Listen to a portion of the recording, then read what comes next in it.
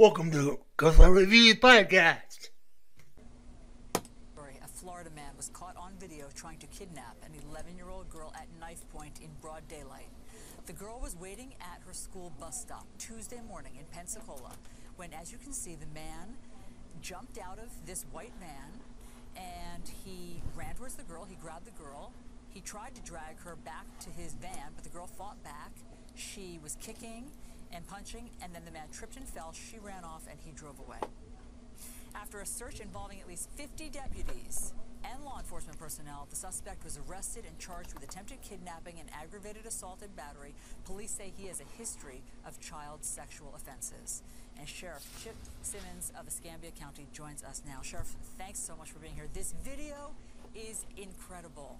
And I just want to play it again in slow motion for people to watch what happened. I mean, let me see if we can slow this down a little bit. So the suspect gets out. I mean, this is just a parent's worst nightmare, of course, getting out of a white, SUV or van, and he tries to get her into his car, and she puts up a fight. I mean, she, as you'll see right here, she kicks, she elbows him, she trips him ultimately. I mean, her legs trip him. He falls down and I guess gets spooked and runs away. Sheriff, what did you think when you saw this, and what have you learned about this suspect?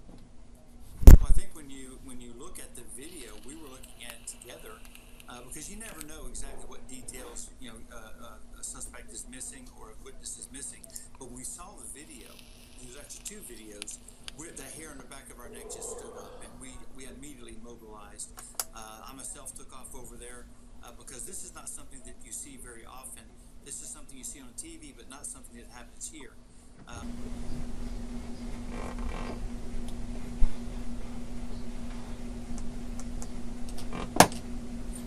What are you doing? Come here.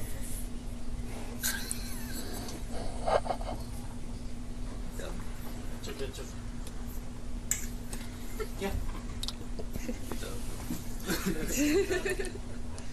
Hadi kalkmaz oldu.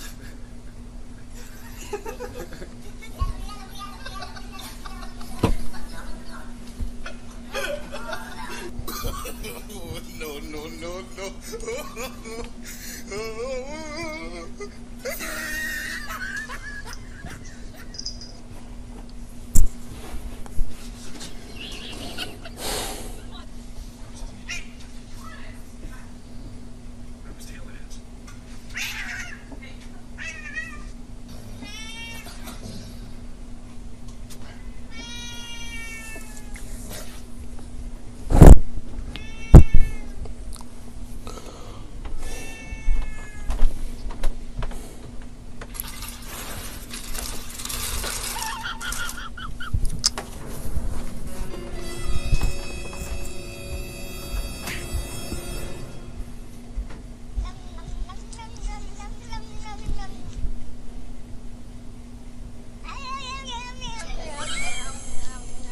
Do you ever look at someone and wonder what is going on inside their head?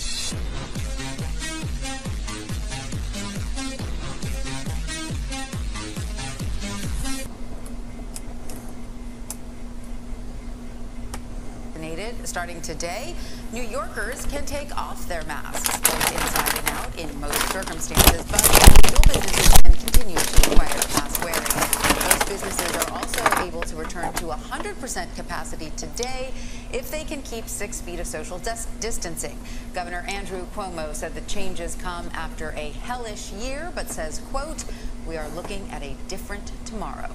And in Texas, Governor Greg Abbott has issued an executive order banning government entities in the state from requiring masks beginning Friday. That includes public schools, which must end mask mandates after June 4th. There are some exemptions from the order, such as state-supported living centers and government-owned or operated hospitals. The mask easing comes after the CDC relaxed guidelines last week. The agency says fully vaccinated Americans can stop wearing masks in most settings. However, there's no clear way to distinguish vaccinated from unvaccinated people. For more on this, I want to bring in Dr. Eric Feigl-Ding. He is an epidemiologist and health economist, as well as a senior fellow at the Federation of American Scientists. Doctor, welcome. We're so glad to have you with us. So you say you're not so pleased with the CDC's guidance to drop masks.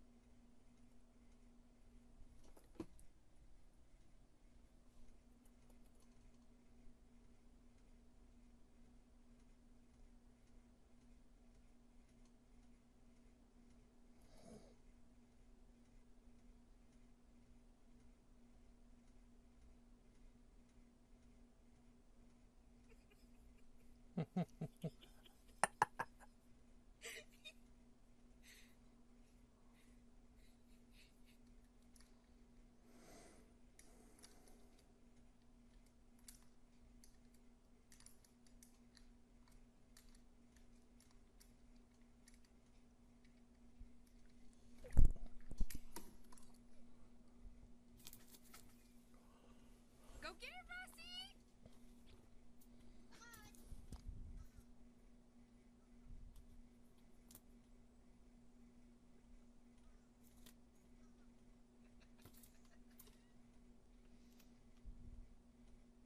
No co tam jest? Co tam jest? O, masz? No graj.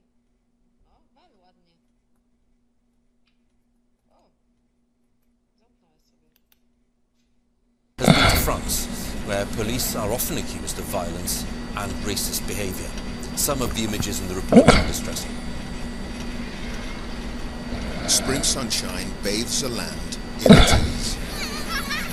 Beneath the tranquility swirls a tempest on race.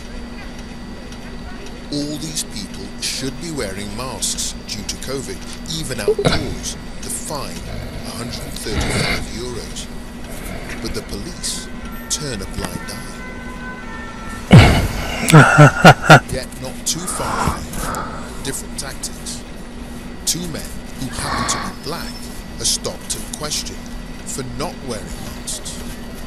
One bystander reassures and complies, but our presence angers the police.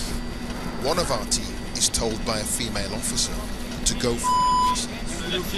This officer tells us we're not allowed to film, but that's not true. Angry, they disappeared. It was hoped winds of change would blow when George Floyd died. 12 months ago, so much seemed possible. Tens of thousands marched here, joining millions in global protests.